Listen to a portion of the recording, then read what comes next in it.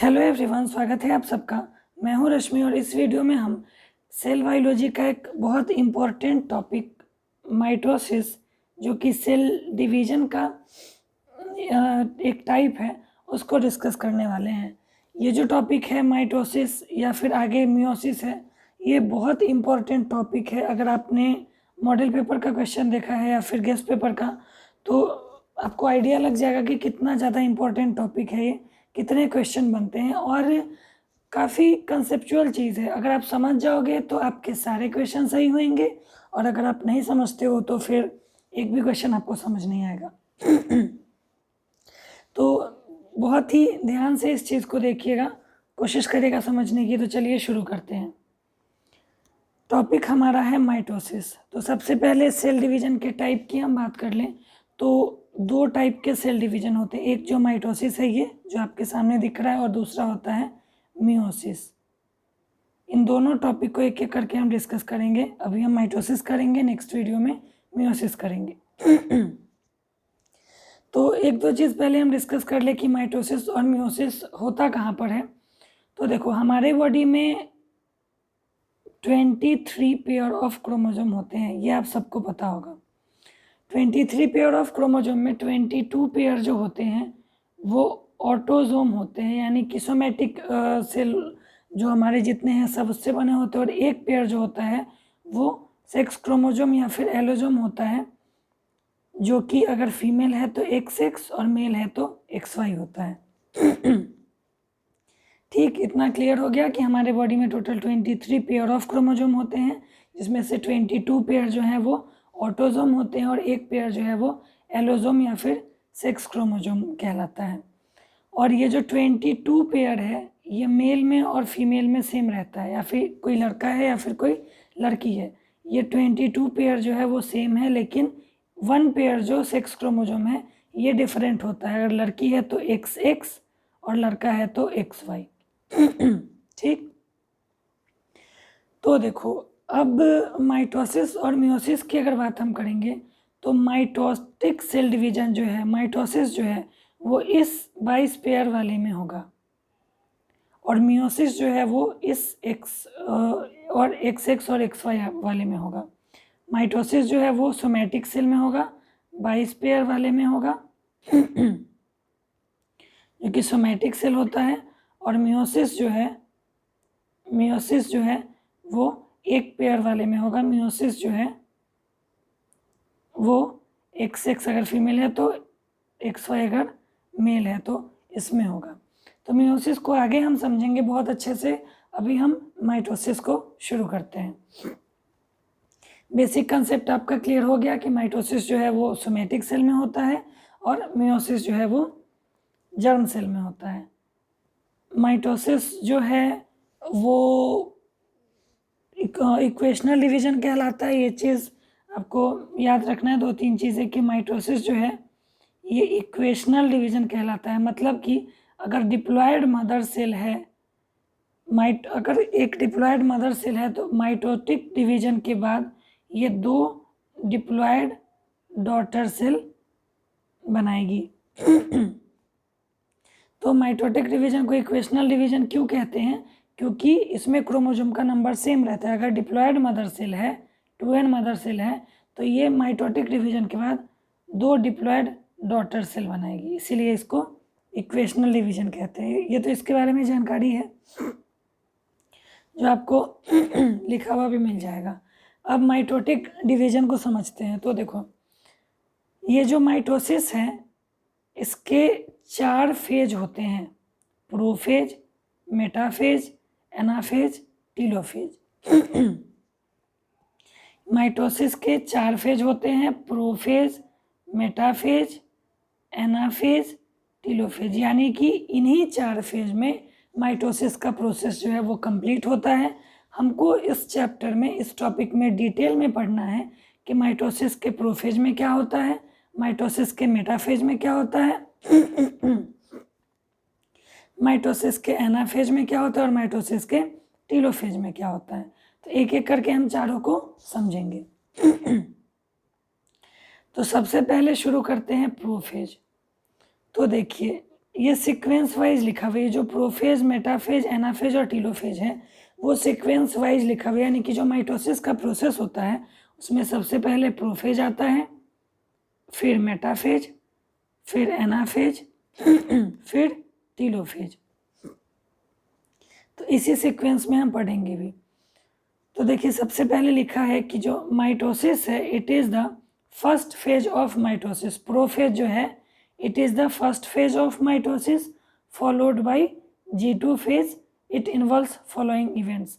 अब इस लाइन का क्या मतलब है, ये आप पीछे वाले डायग्राम से रिलेट कर सकते हैं कि देखो ये वाला जो डायग्राम हमने डिस्कस किया था कि इंटरफेज के अंदर G1 फेज होता है, S फेज होता है, G2 फेज होता है। G1 फेज में सेल अपना ग्रोथ करता है, S फेज में DNA रेप्लिकेट करता है और G2 फेज में डिवीजन के लिए जो प्रोटीन जरूरी होते हैं उनको सिंथेसिस करता है और फिर इस G2 के बाद एंटर करता है डिवीजन फेज में, माइटोटिक फेज में। और देखो माइटोटिक फेज को ही एम फेज लिखा हुआ है, जिसमें ये वाइट से लिखा है, आपको क्लियर नहीं दिख रहा होगा, ये वाला प्रोफेज है, ये मेटाफेज, ये एनाफेज, ये टीलोफेज। तो यहाँ वही लाइन लिखा हुआ है। तो आपने देखा यहाँ पे कि G2 के बाद प्रोफेज में एंटर करता है सेल। तो वही लाइन यहाँ पे लिखा हुआ है कि it is the first phase of mitosis followed by G2 phase, यानी कि G2 फेज के बाद ये फेज शुरू होता है और ये माइटोसिस का पहला फेज है।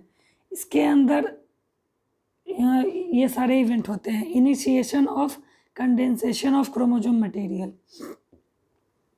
यानी कि शुरुआत में अगर कोई सेल है, सेल के अंदर न्यूक्लियस है, इसके अंदर क्रोमेटिन थ्रेड इस तरीके से धागा जैसा उलझा हुआ रहता है।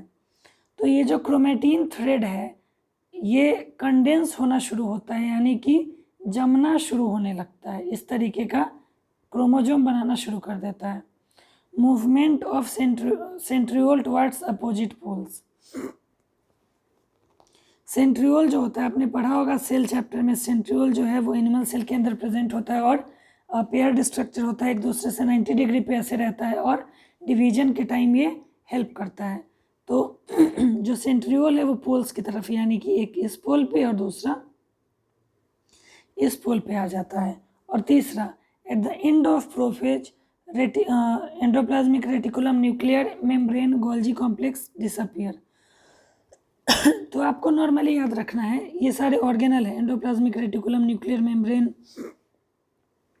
गोल्जी कॉम्प्लेक्स, ये सारे डिसअपियर होना शुरू हो जाते हैं। तो आपको नॉर्मली याद रखना है कि माइटोसिस का जो पहला फेज है प्रोफेज, उसमें जितने भी ऑर्गेनल होते हैं, यानी कि अगर ये सेल है, सेल के अंदर ये न्यूक्लियर मेम्ब्रेन है, इधर एंडोप्लाज्मिक रेटिकुलम, गोल्जी बॉडी, तो जितने भी ऑर्गेनल हैं सब डिसअपियर होना शुरू हो जाएंगे और न्यूक्लियस का जो न्यूक्लियर मेम्ब्रेन है वो भी ब्रेक हो जाता है, वो भी डिसअपियर हो जाता है।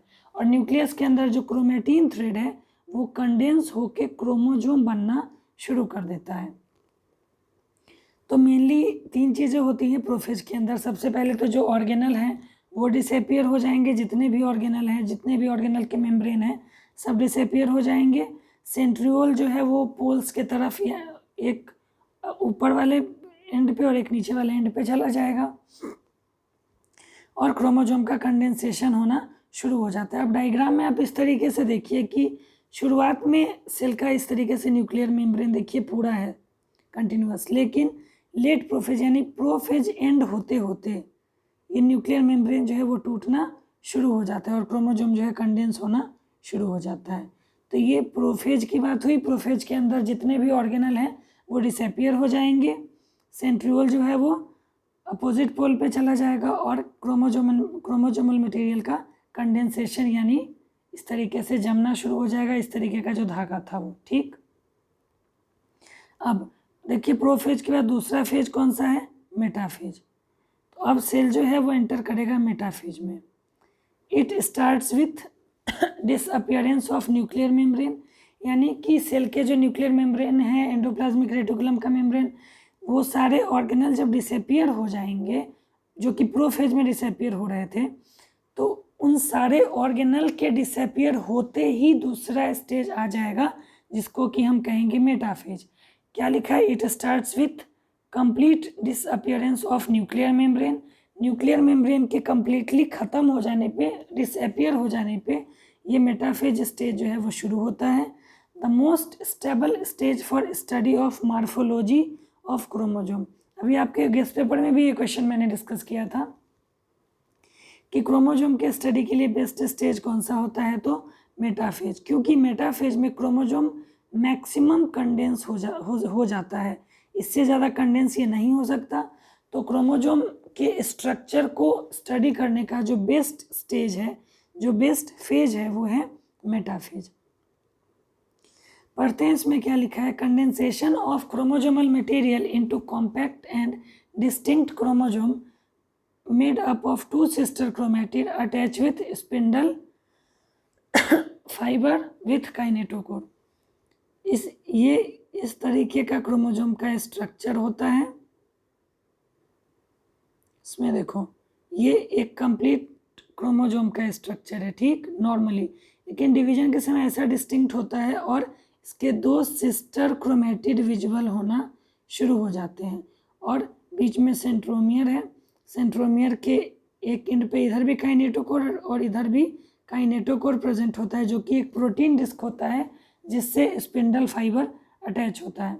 अगर आप मेरे नोट्स के डायग्राम में देखेंगे तो इस तरीके से देखो, ये क्रोमोजोम इक्वेटर पे आ गया। आपके क्वेश्चन भी पूछा था कि क्रोमोजोम किस फेज में इक्वेटर पे आता है, तो मेटाफेज में। इस तरीके से क्रोमोजोम जो है मेटाफेज में इक्वेटर पे आ जाता है। देखो, दोनों एंड पे सेंट्रियोल है जो कि प्रोफेज में पोल पे जाना शुरू हो गए थे और इस क्रोमोजोम से स्पिंडल फाइबर अटैच हो जाता है, एक तरफ क्रोमोजोम के काइनेटोकोर से और दूसरी तरफ सेंट्रियोल से। Chromosome arrange at centre of cell called metaphase plate. इसको मेटाफेज प्लेट बोलते हैं, जिसमें कि क्रोमोजोम जो है वो इक्वेटर पे आके अटैच हो जाते हैं और फिर क्रोमोजोम से स्पिंडल फाइबर अटैच होके और उधर सेंट्रियोल से अटैच हो जाता है। तो इस स्टेज को हम बोलते हैं मेटाफेज। मेटाफेज के लिए आपको मेनली 2 चीज़ याद रखना है कि मेटाफेज में क्रोमोजोम जो है वो मैक्सिमम कंडेंस हो जाता है। शुरुआत कब होगा? जब सारे मेम्ब्रेन जो है, न्यूक्लियर मेम्ब्रेन, ये सब डिसअपियर हो जाएंगे। इसके अंदर क्रोमोजोम के स्ट्रक्चर की, मार्फोलॉजी की हम बेस्ट स्टडी कर सकते हैं। और मेटाफेज के अंदर जो क्रोमोजोम है वो इक्वेटर पे आके अलाइन हो जाता है और स्पिंडल फाइबर इससे आके अटैच हो जाते हैं। तो अब 2 फेज हो गया। पहला फेज प्रोफेज था, दूसरा मेटाफेज। अब तीसरा फेज एनाफेज पे चलते हैं। अब देखिए, तीसरा फेज है anaphase. Anaphase it involve following steps: splitting of each chromosome at centromere into 2 sister chromatid. अब देखो, इस डायग्राम से पहले इसको समझेंगे कि देखो, मेटाफेज स्टेज में इक्वेटर पे आके क्रोमोजोम ऐसे अटैच हो गया, इससे अलाइन हो गया, इससे स्पिंडल फाइबर अटैच हो गए। अब ऊपर वाला स्पिंडल फाइबर जो है इस क्रोमोजोम को ऊपर खींचेगा और नीचे वाला स्पिंडल फाइबर नीचे। आप एक चीज़ ध्यान देंगे कि जितने भी क्रोमोजोम हैं उसमें एक स्पिंडल फाइबर ऊपर से लगा है, एक नीचे से। इसको अगर मैं अलग से बनाऊंगी तो इस तरीके का स्ट्रक्चर है। ऊपर एक प्रोटीन डिस्क, नीचे एक प्रोटीन डिस्क, ऊपर भी स्पिंडल फाइबर लगा है, नीचे भी स्पिंडल फाइबर लगा है। तो ये ऊपर वाला स्पिंडल फाइबर इसको इधर खींचेगा और नीचे वाला स्पिंडल फाइबर इधर खींचेगा। तो क्या होगा कि जब बहुत ज़्यादा नीचे वाला भी इधर खींच रहा है, ऊपर वाला भी इधर खींच रहा है, तो बहुत ज़्यादा प्रेशर होने के बाद ये क्रोमोजोम बीच से स्प्लिट हो जाता है और इस तरीके से सेपरेट हो जाएगा। और तब एक जो है जिसको ऊपर स्पिंडल फाइबर खींच रहा था ये इधर जाएगा, जिसको नीचे खींच रहा था उसको इधर जाएगा। और ये कब होगा? एनाफेज में। मेटाफेज में तो ये अटैच हो गया था ऐसे। मेटाफेज स्टेज का कैरेक्टरिस्टिक यही है कि क्रोमोजोम इक्वेटर पे आ जाएंगे और इससे स्पिंडल फाइबर अटैच हो जाएगा। जैसे ही स्पिंडल फाइबर अटैच होगा, ये स्पिंडल फाइबर क्रोमोजोम को अपने अपने तरफ खींचना शुरू करेगा। बस बीच से सेंट्रोमेयर स्प्लिट होगा और जो क्रोमोजोम है बीच से स्प्लिट हो जाएंगे। इस तरीके से देखिए, आधा हाफ सिस्टर क्रोमैटिड जो है वो इधर चली आई और आधा इधर चली आई। तो ये एनाफेज स्टेज हो गया। एनाफेज स्टेज में क्या हुआ? सबसे पहला क्रोमोजोम स्प्लिट हुआ। स्प्लिट मतलब टूटना। इस तरीके का क्रोमोसोम जो था वो अब इस तरीके से स्प्लिट हो गया, अलग अलग बीच से डिवाइड हो गया। दूसरा, two sister chromatid moving towards opposite poles. तो क्लियर दिख रहा है कि आधे सिस्टर क्रोमेटिड इस पोल पे आ गए नॉर्थ पे और आधे जो है वो साउथ पे आ गए, और ये एनाफेज का कैरेक्टरिस्टिक है। अब लास्ट है टीलोफेज। टीलोफेज जो है वो प्रोफेज का अपोजिट है। जो आपने प्रोफेज में पढ़ा है, प्रोफेज में आपने पढ़ा था कि न्यूक्लियर मेम्ब्रेन जो है डिसअपियर होने लगते हैं, endoplasmic reticulum Golgi body disappear होने लगते हैं। तो देखो टीलोफेज में ये सारे चीज़ें जो हैं वो रीअपियर होने लगते हैं। तो टीलोफेज जो है वो प्रोफेज का अपोजिट है। हमने देखा था प्रोफेज में कि जो क्रोमोजोम, जो क्रोमेटिड थ्रेड था ऐसे, वो क्रोमोजोम बनना शुरू हो गया था प्रोफेज। और टीलोफेज में क्या होगा कि जो क्रोमोजोम है वो क्रोमेटिड थ्रेड यानी कि जो कंडेंस था वो वापस से लूज होना शुरू हो जाएगा।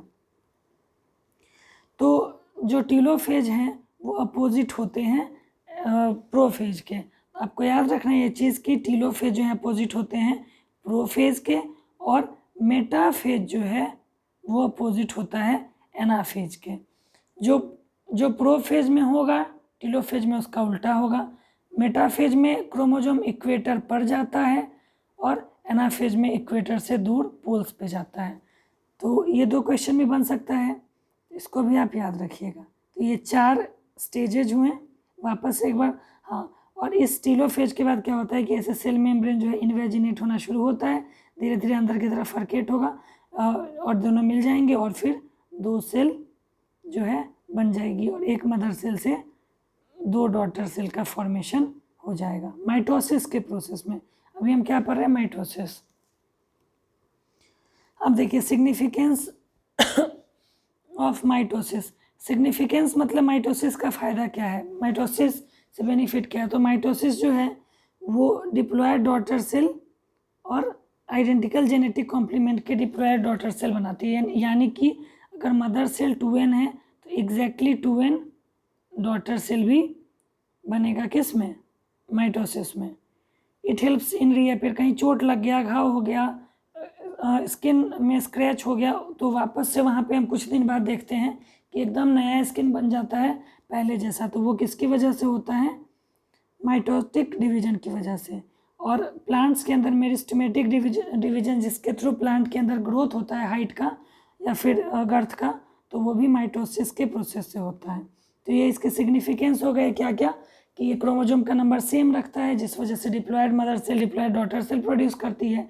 जहाँ हमारे चोट लग गया, घाव हो गया, नया सेल बनना है, पुराना सेल हटाना है और नया सेल बनना है, तो वो भी माइटोसिस के प्रोसेस से होता है। और प्लांट्स के अंदर ग्रोथ जो है हाइट का या फिर गर्थ का, चौड़ाई या फिर लंबाई, वो माइटोटिक डिवीजन के कारण ही होता है। तो ये 4 स्टेजेस थे मेनली माइटोटिक डिवीजन के, प्रोफेज, मेटाफेज, एनाफेज, टीलोफेज। ठीक है, 4 स्टेजेस हैं, prophase, metaphase, anaphase, telophase. Prophase में सारे ऑर्गेनल डिसअपियर होने लगेंगे, गायब होने लगेंगे, और जो क्रोमेटिन थ्रेड है वो क्रोमोसोम बनने लगेगा। मेटाफेज की शुरुआत होती है जब न्यूक्लियर मेम्ब्रेन डिसअपियर हो जाता है, जो क्रोमोसोम है वो कम्प्लीटली कंडेंस हो जाता है। उसका स्टडी हम स्ट्रक्चर या फिर जेनेटिक स्टडी जो है वो मेटाफेज में हम सबसे अच्छा कर सकते हैं। मेटाफेज में जो क्रोमोसोम है वो इक्वेटर पे आता है और इससे स्पिंडल फाइबर आके अटैच हो जाता है। स्पिंडल फाइबर एक तरफ मेटाफेज एक तरफ क्रोमोसोम के सेंट्रोमियर के काइनेटोकोर से अटैच होता है और दूसरी तरफ स्पिंडल फाइबर से, जो कि पोल्स पे होते हैं। और उसके बाद इस अरेंजमेंट के बाद एनाफेज शुरू होता है जिसमें कि स्पिंडल फाइबर क्रोमोसोम को अलग दोनों पोल्स की तरफ खींचते हैं। तो स्पिंडल फाइबर सेंट्रोमियर से बीच से स्प्लिट हो जाता है और दोनों पोल्स की तरफ चला जाता है। उसके बाद शुरू होता है टीलोफेज। टीलोफेज में न्यूक्लियर मेम्ब्रेन रीअपियर हो जाते हैं, जो भी ऑर्गेनल डिसअपियर हुए थे वो रीअपियर हो जाते हैं, और फिर जो दोनों फिर साइटोप्लाज्म डिवीजन होना शुरू होता है और एक डिप्लॉयड सेल से 2 डिप्लॉयड डॉटर सेल का फॉर्मेशन हो जाता है।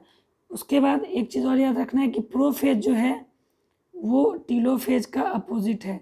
जो प्रोफेज में होगा टीलोफेज में उसका उल्टा होगा, या फिर कह सकते हो जो टीलोफेज में होगा प्रोफेज में उसका उल्टा होगा।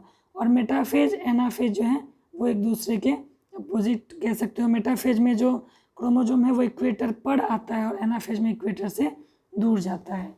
तो ये माइटोसिस का पूरा प्रोसेस हुआ। उम्मीद है आप सबको समझ में आएगा, और अगर समझ में आया तो एक बार कमेंट जरूर करिए ताकि मुझे आइडिया लगे कि आप लोग कितना सीख पाए इस चीज़ से। और अगर ये वीडियो आपके लिए हेल्पफुल होगा, आपको समझ में आएगा, फिर मैं मियोसिस का भी वीडियो ऐसे ही बना के आप लोग को दे दूँगी।